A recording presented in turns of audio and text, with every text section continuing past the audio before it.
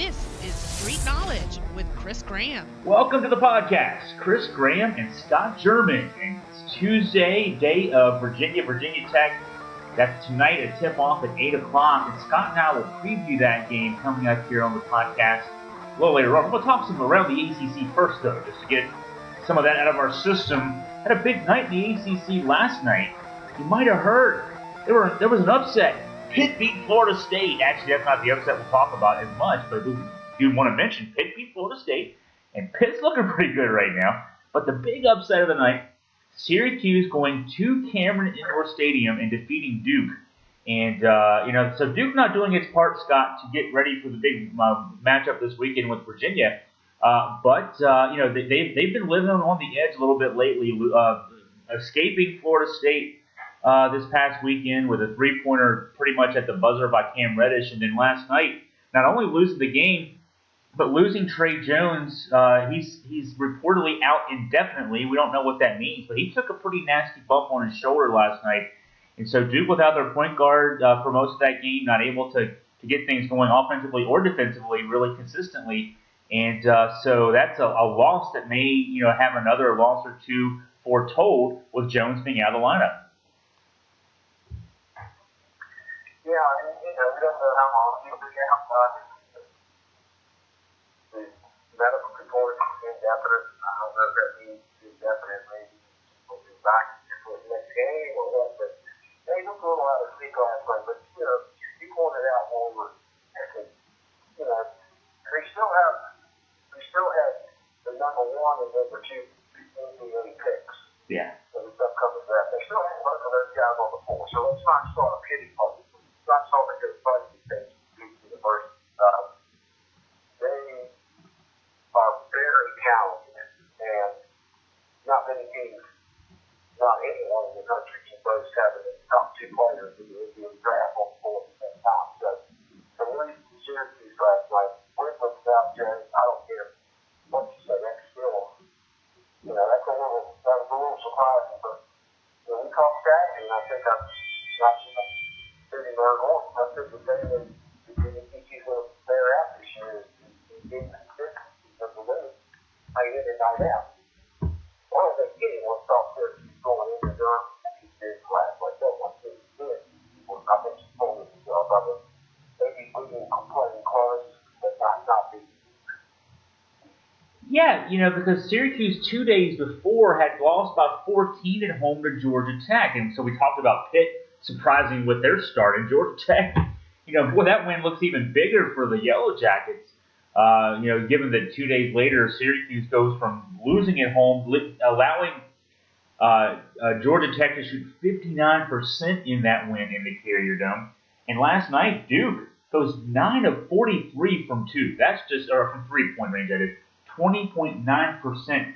RJ Barrett, 4 of 17. He was 8 of 30 overall. Of course, the ESPN announce team talking about what a great game he had. He had 23 points. He shot the ball 30 times. That was like that's one of those bad efforts you see in the NBA when a guy just keeps throwing it up there. And so, no, Syracuse was a 17-point underdog. There was no reason for them to be in that game at all. And, then they got down 12-0, to start the game. So, everything was according to script for Duke. And then, I don't know what happened there with Duke. I mean, except for what you've been talking about for a while, Scott. When you have the talent they have and the youth that they have in that talent, inconsistency can be an issue. Whereas Syracuse, they had a terrible game on Saturday, but they do have a veteran team, and they obviously weren't scared by the bright lights of Cameron Indoor Stadium on Big Monday. So, it is interesting, and I think that the loss of Trey Jones. He's overhyped as a defensive player. All this talk about him being Defensive Player of the Year. I think numbers matter, and the sportsreference.com, basketballreference.com numbers have him as actually the lowest rated defensive player on the Duke team. But I think offensively he's an important guy on this team because he can distribute the ball, he can drive into the lane, he hits the three-point shooters, he gets the ball in the right places, and there's really no replacement for him at point guard on this Duke roster. So as long as he's out, however long that is, a game or two or however long, of course, the next game for Duke is Virginia. That's going to be a tough sled for them because as much as the other guys are the talented guys, the number 1, 2, and 3 picks, when you put Reddish in the equation, Jones, I think, is the guy that drives the engine. And so, yeah, it's definitely going to be tough for them as whatever amount of time he's out. Yeah, and his defensive, ability, I'm sure he is the best player on that team defensively, but the team I saw last night didn't look like some defensive juggernaut. I mean, that was a very fast game, getting a lot of possessions, but I don't know if I was big something that they need defensively. We talked earlier this year, but this was a much better defensive team than this team. I don't see that, to be honest. I just think that those guys are out there for one day, just showcasing their offensive ability. They're not out there to really, it's not just things that we knew years ago when the players stayed up probably 4 years. But, I mean, they may be a little better than the teams, but I don't see them. The same metric that has Virginia second in the country, adjusted defensive efficiency, KenPom.com, has Duke fourth. So that number was suggested. And even after last night's game, where they did not, obviously Syracuse scored 95 points. I wanted to look real quick at the number of possessions in that game, because that seemed like both teams shot the ball 80 times. That's an amazing number. 91 possessions in an overtime game. So 5 minutes of extra overtime. Let's see. So there are 45 minutes, 91 possessions, 2 possessions per minute. That's an 80 possession game. That's a fast game. So Syracuse. And the funny thing is, Syracuse will play Virginia later this year, and that game will be like a 55 possession game. So that was Duke playing into Syracuse's hands in a sense, allowing Syracuse to score the way they did. Talking about Florida State now, just real quick, Pitt beating Florida State. Pitt has now a couple of interesting wins in ACC play, and so we just voted in our power poll yesterday. I tried to give Pitt a little bit of love. I don't think I gave Pitt nearly enough love though for what they've been able to do. Now 12-5 on the season's 2-2 in the ACC with wins over Louisville and Florida State. Louisville is probably the hottest team in the ACC right now outside of Virginia Tech, who haven't lost yet. But this Pitt team looks like it's injured. I haven't watched them play more than a couple of minutes in a couple of different games in between games I was watching otherwise.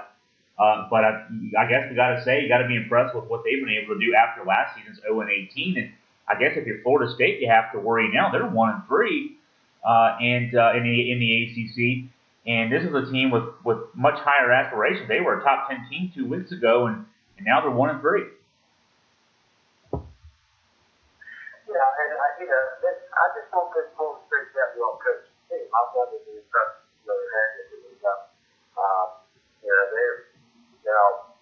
They did, play very tough Saturday. Those old things out in Colorado, you expect to play probably. They might play that 50 games, but I thought they had break down and get that wide open game-winning shot. But I think Florida State's going to be a team that is probably going to be somewhere around 500 when the season's over. Those 10 wins, but that's about it as far as I can see. I got a little ACC power poll, which I love. I think that's great. There's two voters, and we all know that the ACC pretty darn well. Not to say we really did all that, but you and Jerry did point to Rubens was in North Carolina a lot more than I did. And that kind of made the statistics a little higher rated. Do you still think North Carolina is one of the top 4 teams in the country? Yeah, they didn't lose to Pitt yet. Louisville lost to Pitt last week. That's the hard thing for me to give Louisville too much love. Now maybe Pitt's better, especially with winning at home against Florida State. It's hard for me to imagine though. Like you have NC State third in your top 4, right? If you were to have the double byes go through, you would have NC State, Virginia Tech as the other 2, Virginia and Duke. And it looks like the rest of us have, Actually, Jerry had Louisville for it. It's still early. To me, Carolina lost. One loss is a bad loss at home, losing by 21 to Louisville. I don't want to say bad loss in the context of it's an embarrassing loss. Louisville's a good team. Losing by 21 at home is a bad loss, but I still the weight of their season schedule at this point. They beat Gonzaga by 15 points. That was at home. They did lose to Texas, a Texas team that has had an up and down season, but then played Kansas well last night. So I don't know if you write that one off too bad. Carolina's played the toughest schedule in the ACC to this stage, and at this stage, I'll still give them credit. And they did beat NC State at NC State. They beat NC State in Raleigh. So it'd be hard for me to rank NC State above them, given that head-to-head, one, NC State's home floor, Carolina beat them. But, there's still a lot of basketball to be played. I think really the only two teams that have their position solidified, if you want to say, would be Virginia and Duke. At least, and I don't even want to say position solidified. Duke could maybe slide. I'm not sure. If they have to play an extended period of time without Trey Jones, I think that could be an issue. There's not another point guard on that roster that I can see, giving them the ability to play, consistent basketball for the next few weeks. So if they're missing Jones for more than 1 or 2 games, which we don't know yet is the case, but if that's the case, they may slide a bit. I think Virginia's pretty solidified. But outside of those two, I think there's a lot of room for maneuverability. And but I'd say right this second, I definitely put Carolina on top 4. What I'm not looking at that poll right now. I think what seems pretty constant is that there is a division of the top 4, 5 teams. The middle is clearly the bottom, which the bottom of the bottom is clearly Boston College and Big Forest. And then you can throw in a couple other teams, Miami, Pittsburgh, Oregon. I think by the time this season's over, there's going to be a lot of crazy nights in the ACC. A lot of teams winning on other teams' winning. I think that's becoming a little more, I don't know what the word is, less dotting to win on a, you and I have talked numerous times. We've both been to Camden Indoor Stadium. I think that is one of the most stimulating winners in the country. You take a pretty solid, well-coached basketball team that you go into Camden and beat this. That's not, that happens from time to time. And we all know what happened to UVA last year at Virginia Tech. Clearly a much better series. Upset that. So it's just, every night is a different night. And you keep have to come to home stuff. It's cool. We're just now getting into the meat of the schedule. And it's not going to stay hard, that's for certain. It's going to be fun. I think there's going to be a lot of ups and downs before we get to the NCAA tournament. Yeah, and something comes to my mind every time we talk about how tough a place is to play. It's loud in the arena for both teams. And, I don't, maybe there's something to it. It just seems to me that because we've been to enough games in enough different arenas, both together and apart, when it's loud, it's loud. Why is that any harder on the offense than it is on the defense or vice versa? You kind of want to play in those environments. These kids, when they play AAU ball, high school ball, they want to play in these environments. They don't want to play in mid majors where there's nobody there, and there's no noise, and there's no TV cameras. They want to play in these environments. So yeah, I can see that. We talk about the tough home environments. I mean, maybe we're starting to see that. Plus, with the way the NCAA Tournament Selection Committee, we know their criteria includes wins on the road. You've got to imagine that coaching staffs get their teams ready for these games, maybe even more so than they do, if it's possible, even for their home games. Because, for example, if you're Syracuse last night, Syracuse, I don't want to say they're a bubble team because we're so far away. It's only January 15th today to say, they're a bubble team. It's 2 months until the ACC tournament even. But, yes, if they go in and lose last night, that's another loss. I mean, they're starting to look on the wrong side of 500 in the ACC, and that puts you against the edge a little bit. And so if you're Syracuse and you think you're a bubble team, you've lost at home to ODU, you've lost at home to Buffalo, you better go win at Duke. and they go win at Duke. So now all of a sudden Syracuse has got love again. And if you're Virginia Tech tonight, this is one factor among many tonight that Virginia Tech is looking for a marquee win, and they don't have one yet. And this is clearly the toughest opponent they play. So you get your teams ready for these games. And so, yeah, I think that's why we're seeing more of these type upsets because, I think that the players and coaches know that these wins are valued more and certainly are something you can hold your hat on when it does come NCAA tournament time. Yeah, and Tony talked about last week going up to Boston and play DC, but you have to create your own environment. That's typically not a very difficult environment to play in. They don't have a lot of fan support, and I think that could when you compare that, that could possibly be more difficult to get your players ready for than to go and play in an environment like JPJ or down in Duke. I've talked about it. I think sometimes if you read it, a lot of times when we're at home and our defense is bringing the shot clock down and the opponent will, take some wild shot if the shot clock expires. They know that. They know that they can feel it. They can feel the crowd rising, and I think they're adrenaline. So I think that almost works against you.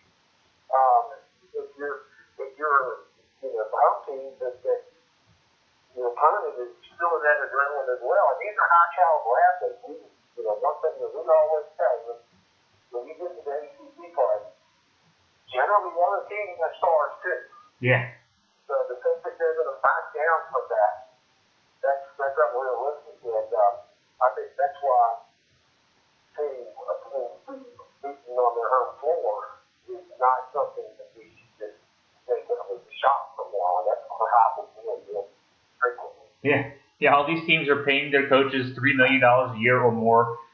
They're all recruiting ACC caliber athletes, and they all want to be in these games. That's why they go to the ACC. The recruiting now is so much more precise than it was 10 years ago, certainly 20, 30 years ago. We know so much about these kids. There's only a few surprises. K.A. Clark is one that emerges as a surprise, but they're very rare do you have a surprise. So, yeah, they want to play in the game.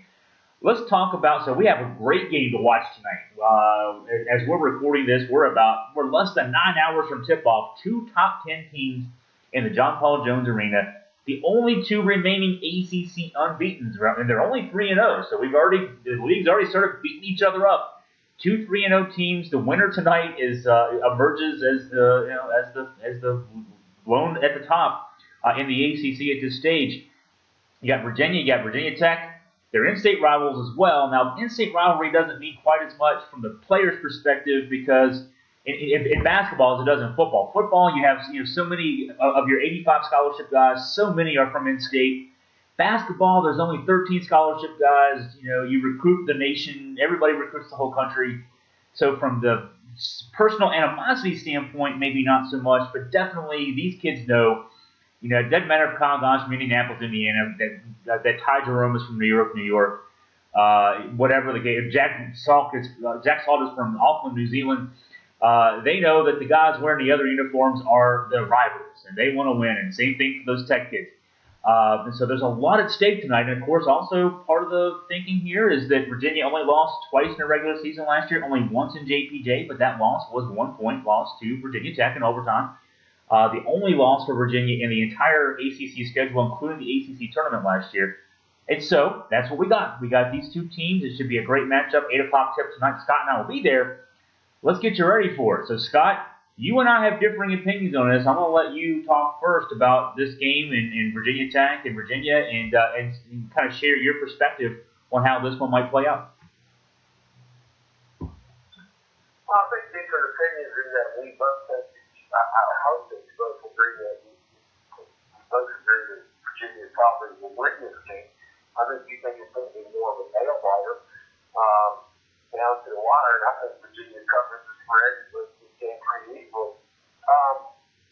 And that doesn't mean that Tech's not any good. I mean, this may be the best Tech team ever.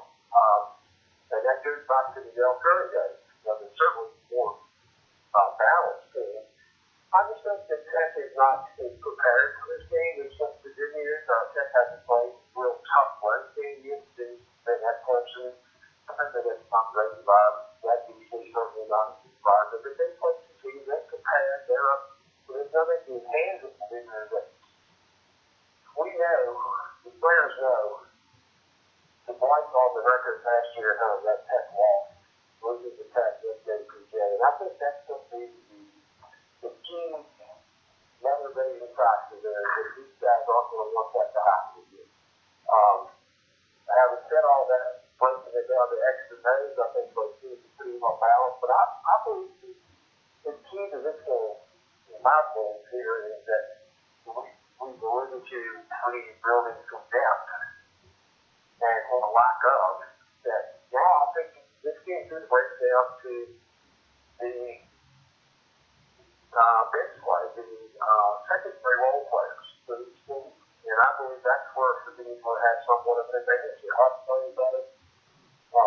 Robinson Key, this is why we brought him in. This is why we talked about he was the secret ingredient for Virginia being a Final Four team, Virginia being a national championship team. I think you're going to start seeing that tonight, and I think that could be the intangible difference in this game tonight. There's a role players as opposed to other players.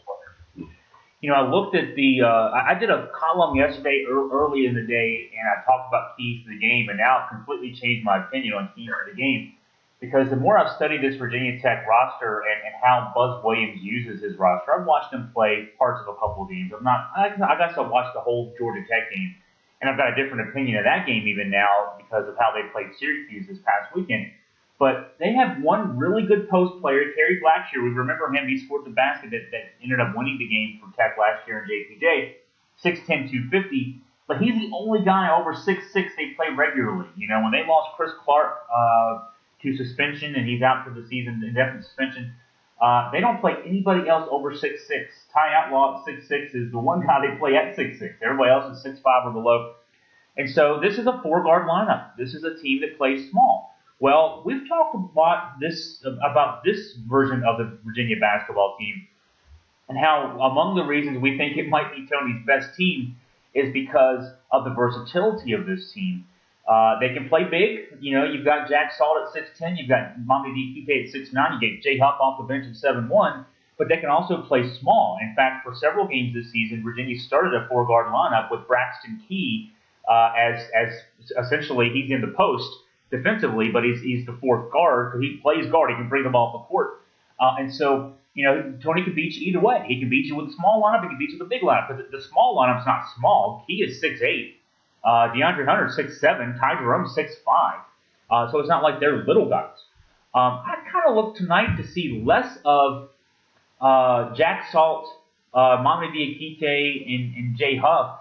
They may only play combined 25 minutes tonight because I think what you're going to see is it would not surprise me if either Braxton Key starts or Kihei Clark starts, and whoever doesn't start also still plays close to 30 minutes because I think the key is going to be in this game defense on their point guard, Justin Robinson. Now, Robinson's the third leading scorer for this Tech team, but he's the guy that I talked about Trey Jones being the guy who drives the engine for that Duke team. Robinson is definitely the guy who drives the engine for this Tech team. He scores 13 a game. He has 6 assists a game. And now I'll just say it the way I want to say it. I hate the way he plays basketball. I used to play pickup. I'm really competitive with pickup basketball with guys who play like that, who lean into you, who call cheap fouls when you play pickup all at the YMCAs or whatever you play in. I used to play at Mem Gym and the Slaughter Rec Center on grounds at UVA. You know, the kind of guy who bumps into you and calls a foul. He gets those fouls called for him in the ACC games, and it annoys the heck out of me that he gets away with what he gets away with, but he gets away with it. For 4 years, he's been getting away with it. And so what you got to do is avoid getting in early foul trouble against him. You're not having your bigs on the hard hedge, get cheap foul calls on them. Having your guards have Ty Jerome get 2 cheapies, touching him, breathing on him, that kind of thing. Because when he does that, he gets your guards in foul trouble. He gets his team closer to the foul shooting. They're a good foul shooting team. And, So if you can play, if Kihei Clark can get up under his skin, Robinson's the kind of guy that gets under your skin. Maybe we need to counter that with Kihei Clark annoying the heck out of him. And it would not surprise me if we don't see that be the solution. Go either start Kihei or he comes off the bench 2 minutes into the first half and just goes out there and annoys Justin Robinson. If you can annoy Justin Robinson, you could take this Tech team out of its game, and I think that can really set the tone for how this game can go the direction you think it'll go, Scott, with a UVA big win. I think the key to that is going to be Kihei Clark. I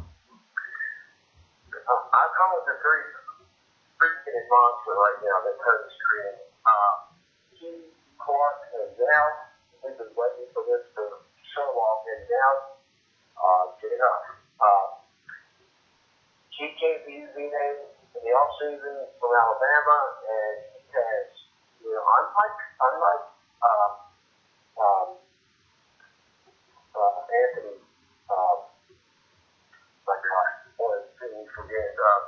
Anthony Gill. Unlike Gill, who didn't get a lot of playing time because he couldn't pick up the on defense. He has picked that up, shown an amazing aptitude for Cody's pipeline defense. And in addition to his defensive presence, he's contributed a lot of points. Contributed offensively, scored 20 off the bench and 4 seconds. Certainly keep that early onslaught for UVA. Clark, what can we say? His on-ball defense. My goodness, he's developed. He's got the reputation. He may be arguably UVA's best defensive player. He played the last couple of weeks with a split on his hand, on his wrist. He's not asked to contribute a lot offensively, but we know from being up in Tennessee, we know the secret weapon. First off, he's the best offensive abilities to light up the floor. But he can nail, he can hit a basket when he needs. But he's not out there primarily. He's not there to apply pressure on the ball. He's done a great job. I don't know what's transformed. Maybe just kind of being mentored by DK and Salt. He has improved so much on defense. And he's becoming an offensive impact. Saturday, he got 11 points. That 7 or 8 pounds. He just played 10 minutes off the bench. He was win on the function. You take those two guys. That just makes Virginia deeper, better, more versatile offensively. I think the players that are playing with Huff now, I think the Kyle guys, they come in after the instructions Saturday, that they don't have any fear when Captain James out there on the field, offensive. I don't know exactly what that means. I don't think they count on me that they need to be an offensive impact themselves. It just makes Virginia a notch deeper team. I mean, if you look at the team as a whole, with all the different personnel changes that they can make. I mean, Virginia can run with you. They can slow the ball down. They can do a lot of different things, and I'm just not sure if that's the capability of matching that. It's going to be a chess match, but I believe at some point in time, Texas will run how to lose. Yeah, chess match is a great way to put it, I think, because you look, again, at their roster, they're a 4-guard team, and actually, Kerry Blackshear averages close to 30 minutes a game. Now, I looked at last year's box score for the Virginia Tech game. He played 43 minutes, including the overtime, so he only sat for 2 minutes last year. I think that tells you how thin they are in the post, that he had to play 43. So what that would suggest to you, perhaps a game plan could be, use Diakite, use even Huff, who I'm not sure will get a lot of time tonight, but if you use your more offensive-minded center, because I think we're going to play a 4-guard lineup a lot of this game, just like Tech will. We'll counter their 4 guards with our 4 guards. But if you use your more offensive-minded 5, that'll make Blackshear work more. If you have Salt out there for 20 minutes, God love Jack Salt, but all Blackshear's going to be doing is floating around with Jack Salt, who's really not a weapon on offense, not a guy you really worry about. But if you've got to worry about Diakite or worry about Huff out there when they get that pass, that little pick and pop pass 15 feet from the basket, and he can't leave either of those guys wide open, he's going to wear out a little quicker, theoretically. So, get him off the floor more, then they can't rebound. That will be an advantage for Virginia because we do have depth that they don't have in the post. Even if we only use one guy at a time, we still have 3 guys to put in that spot. They've only got really 1 to put in that spot. So the versatility will be a huge advantage if Virginia plays to that advantage. And so I'd like to see some of that, and I think we will see some of that. And again, the Kihei Clark factor on Justin Robinson, and I think that Key is going to play a big role in this game, whether he starts or he's off the bench, because of his versatility. He can play any of the other 4 positions, 1 through 4, offensively and defensively. I'm just thinking out loud here. It's not going to be the case, but I would love if Tony did this. He's already the best coach in the history of the world, but if he would start, let's just say Kihei Clark, Ty Jerome, Kyle Guy, DeAndre Hunter, and Mamadi Diakite, not start Jack Salt. He's not going to do that because he's going to start Jack Salt. But if he started Diakite, started Clark, that to me is the death lineup tonight. That's going to be the lineup that beats Virginia Tech. The best plus minus for any lineup tonight is going to be that lineup. But he has versatility no matter which direction he goes with those 8 players. He's got moves he can make that Buzz can't really counter, not because of anything other than the fact that he doesn't have the post guys that Tony has access to. Yeah, that was my point. I think eventually, we know that Tony, we've conceded him to the greatest of ever. And give credit to where credit due. I think Buzz Williams he's impressive. He's become a solid coach, which tends to make the great good times like where even shorter than you first thought. There's some program out there that's going to be calling his one. I'm sure he's going to answer somebody, but I think ultimately this game comes down to Virginia has a few more tools in the toolbox to work with today, and Tony does that thing, she'll figure it out and figure something. I am curious. I'm not willing to concede it quite yet because I'm curious about one thing from last year's game that we'll have to see how Tony counters this. Buzz last year, I talked about this. I did a podcast with Jeff Pike yesterday, and I also wrote the column that I wrote yesterday too. I've never seen this defense used the way that it was used last year, a zone defense, because we've all seen zone defenses. But I explained this yesterday, so I'll say it again because Scott knows the view I'm talking about here now at this stage.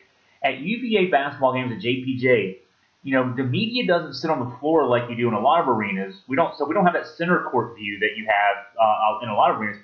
We have a view from behind one of the baskets. Now, at first, when we first started seeing there back in 2006, we had been on the floor at U-Hall for many, many years. Like, whoa, we're getting treated wrong here. We're sitting up here. Well, now we're used to it. We've been up there for a while, and actually, you can see the plays develop a little better, I think, from sitting behind one of the baskets than you can from center court because you can see how the coaches set up their defense. You can see how they run their offense. You can watch the plays develop a lot better from there. So, yes, you'd like to be on the floor, but it actually is better to be where we are.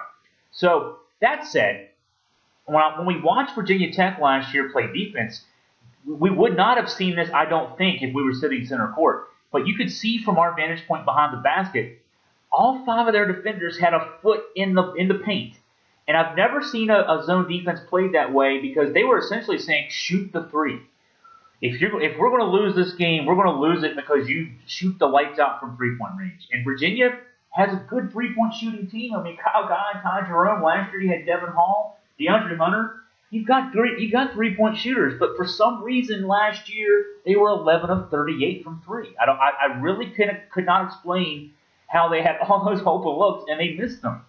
Maybe give Tech credit for closing out well. I don't really remember that. I was kind of caught up in the flow of the game. But whatever the case, Tech gambled and said, shoot threes. If you make them, you beat us. You're probably going to beat us anyway, so whatever. And now, so how do how Tony counters that? I don't know. Aside from just make the shots. But if I'm Buzz, I'm doing the same thing. And if Virginia comes out and goes, shoots 50% from three, then we lose by 25 points. But that will be part of the chess match tonight too. Not just the player personnel moves and everything else, but can Virginia get some offense going against what we have to presume is a Tech defense that will say, here you go, shoot them. They're there for you to make them. And if Virginia can make those shots, great. If not, then what does Virginia do to get offense going? That's a good point, and it'll be interesting. I think that the shots are going to be there. In my opinion, they're going to be there. I think John Dot's going to have both the shots. Virginia does such a great job of setting screens and double screens. And I think the shots are going to be there. I think that it may be, it may not be one of these pretty games to start with and pull our hair out and wanting to start training players to win some three teams or just kind of rational thinking. But, ultimately, I think it all is going to boil down to Virginia has a few more weapons. And I think Virginia is a little bit of patience. The defensive tactics of both sections are going to be interesting to see on play. It could be a great game. This is football and not even close. This is the greatest Virginia matchup in the history of the series. Oh yeah, history of the series. There have been some good games in this series. I think kind of my last thought on this, and then we get ready for basketball in a few hours, is maybe this is probably the first really big test. Obviously, the next one comes Saturday, but the first really big test of this team since the NCAA tournament last year. I know, Wisconsin in the Bahamas, at Maryland, but this is a team.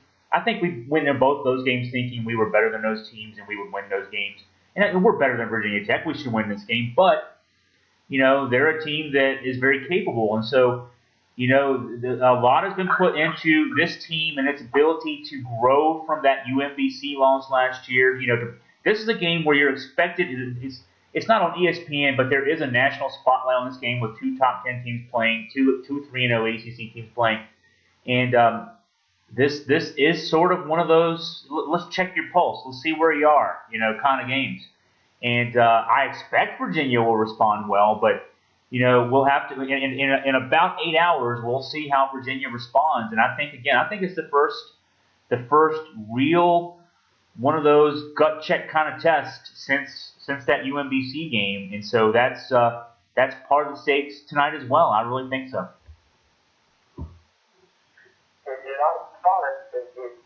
Not for the faint of heart, for certain. You don't have a ticket. You might want to just be mortgage your title to your home over there and try to negotiate something with a scalper. That should be a fun game.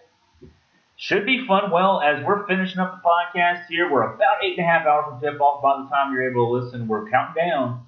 Scott and I will be there, 8 o'clock tip at JPJ. We'll be live blogging. You'll be watching either from JPJ or on TV, no doubt. So, but we'll be live blogging, so you can follow us on the blog, on Twitter, and then of course after the game, immediately after the game, I'll have a game recap posted. But then also Scott and I will get together. We'll do a Facebook Live. We'd love to have your thoughts, any questions, any comments, anything you want us to comment upon from what we saw from courtside.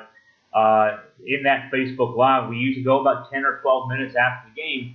Then we'll have everything else you can imagine. We'll have the post game from Coach Bennett, from players. I'll do my Inside the Numbers column, and we'll have a lot more. So that's tonight. Looking forward to it. Virginia Tech. For Scott German, I'm Chris Graham signing off. Wahoo Wah.